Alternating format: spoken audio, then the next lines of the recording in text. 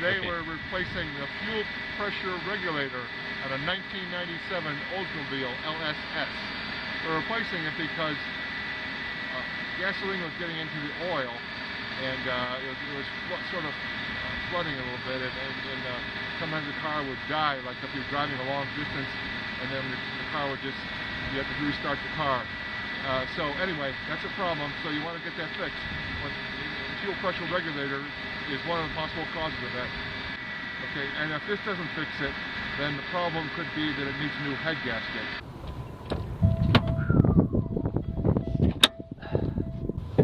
Okay.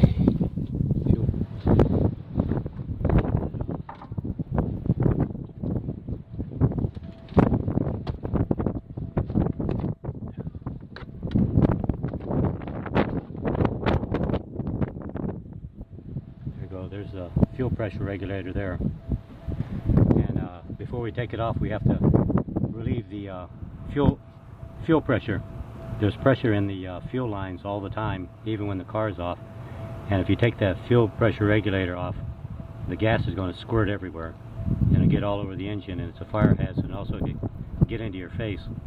So we have to relieve the pressure in that fuel line, and what we do is we take the fuel pump relay out of the power module, and then we crank the engine with the fuel pump off, and then all the fuel just goes out into the engine, and then the pressure is relieved in the fuel lines.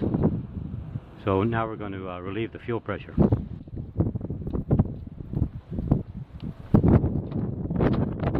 this is inside the passenger door, and we've got the glove box out now, and back behind the glove box to the right is what they call the power control module. It's got a bunch of relays in there, relays back in there in the power control module, and back behind the wire there is the fuel pump relay right there. And so we take this out, then that will shut the fuel pump off. Then we crank the engine maybe half a minute or so, and that allows the fuel to go out of the fuel lines, and then we can take that fuel pressure regulator off. So I'm going to take this off. First thing to notice before I take it off is that it's lined up with this relay here. See there? If you didn't draw a horizontal line across the top and the bottom, this is going to be even. So when you put it back in, since you can't see around the corner there very easily to where it plugs in, then you need to, the best thing to do is just use this as a reference point. Just line this fuel pump relay up with this one and then plug it in. If you get it down too low or too high, it'll plug in, but it's going to plug into the pinholes for this relay, or if you get up here, it'll plug into the pinholes for this relay, and then it won't work. So I'll pull this relay out now.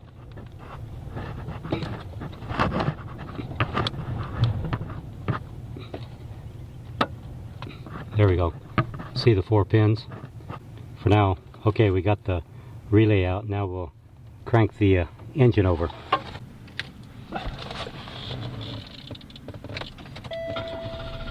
See, it's not turning on because the fuel pump's not on.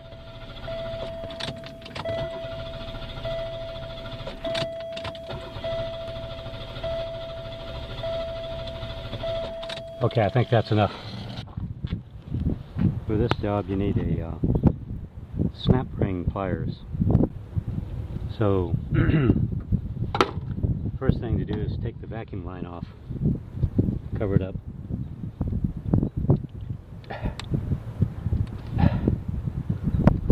Okay, got that off. Tuck it down here. Then you use these snap ring pliers, and if you look in there, there's a snap ring in here. There's a snap ring there, and it's got the holes right here in the ends on both sides. And this squeezes it together and allows it to come out. So you get the pins inside the holes. like so, and then on the other side, get the pin in there, pin in there.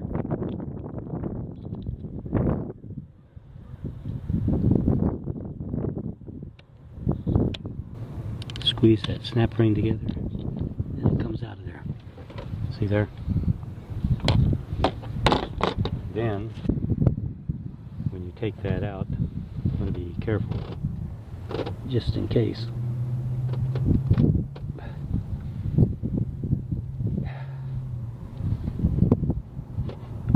There, I got it out.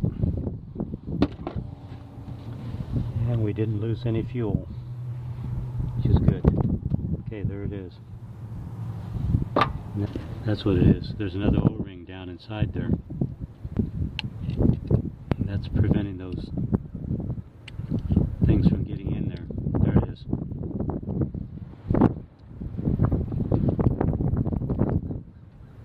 So that's it.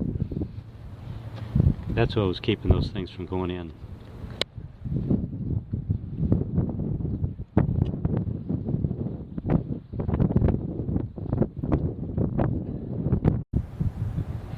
Okay, the crimp ring, the tip of the crimp ring thing is broken.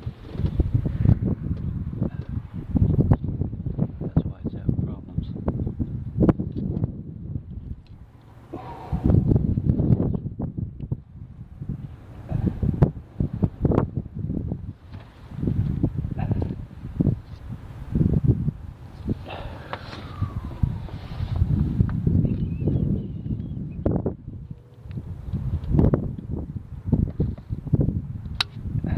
Boy, that's a hard little contraption to get in there.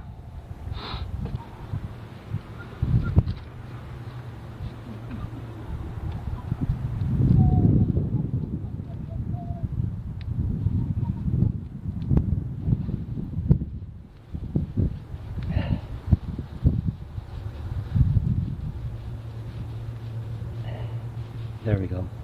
I think it's down in there. There. It went in there that time using this. Now it's in there. And the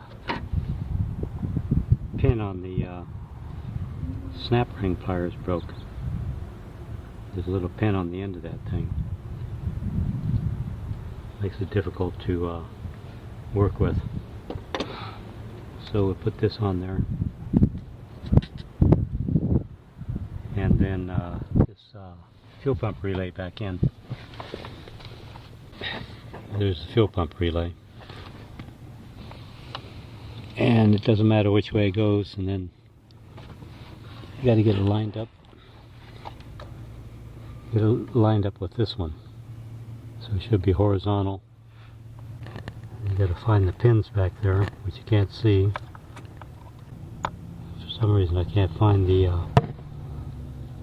pinholes. There it is. Is that it? Yeah, I think that was it.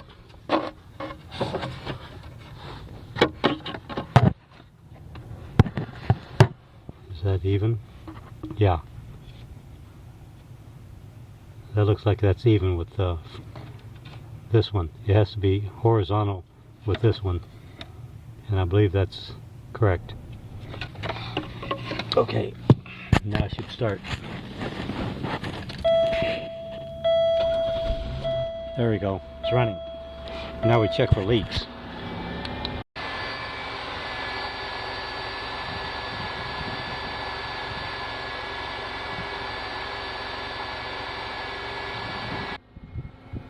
All we have to do is put the glove box back in place. So we'll do that now. Oh yeah, here are these things. So this has to flip down. You got to flip this thing. It's on a spring. It's got to go down below this bracket. So let's try to stick that in there like that.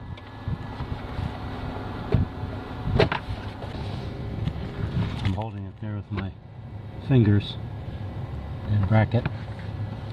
And then you got to line it up with the screw holes up there.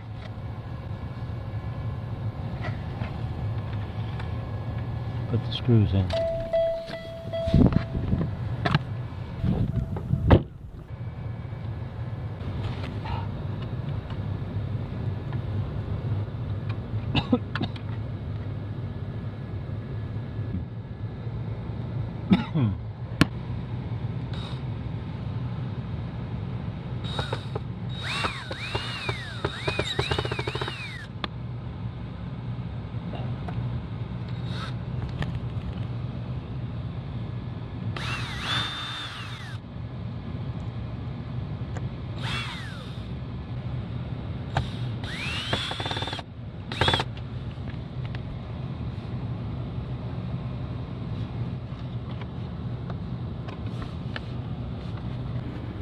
You got to get this thing lined up right.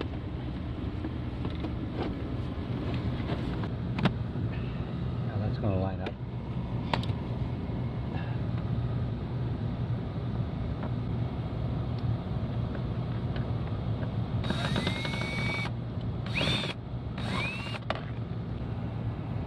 And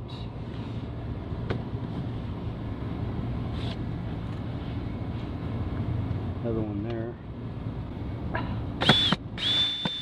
There we go. So that's back together. Yeah, that's all right. Hey, how about not scared him? I didn't want to scare you. Huh? I didn't want to scare you, you know? Oh, yeah. Anyway, there it is. It's not leaking, so it's all right. So I think it's done? Yeah. Yeah, good.